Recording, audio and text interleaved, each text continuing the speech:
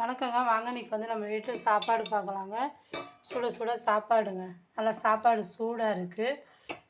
அதுக்கப்புறம் வந்து சிக்கன் வந்து கிரேவி அப்படியே கொஞ்சமாக அப்படியே கதன்னு வச்சுருக்கீங்க. நல்லா செம்ம டேஸ்ட்டாக இருக்குது. சிக்கன் அம்மியில் அரைச்சி வச்ச சிக்கன் கிரேவி. அது தொட்டுக்கிறதுக்கு வந்து ஆம்லேட்டுங்க. அதுக்கப்புறம் எனக்கு வந்து சாம்பார் வச்சுருக்கீங்க. கத்திரிக்காய், முருங்கைக்காய் போட்டு மாங்காய் போட்டு சாம்பார் வச்சுருக்கேன். மாங்காய் கரைஞ்சிருச்சு. நான் வந்து சிக்கன் மட்டன் எதுவும் சாப்பிட மாட்டேன். அதனால் எனக்கு கொஞ்சோண்டு சாம்பார் வச்சுட்டு அதே மாங்காயில் கொஞ்சோண்டு உப்பு போட்டு வச்சுருக்கீங்க.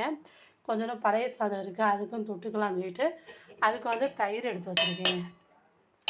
நம்ம வீட்டில் உரம் ஊற்றின தயிர் தாங்க.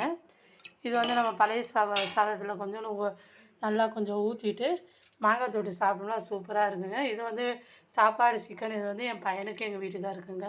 பாய். டைமுக்கு அடுத்த வீடியோவில் பார்ப்போம். பாய்.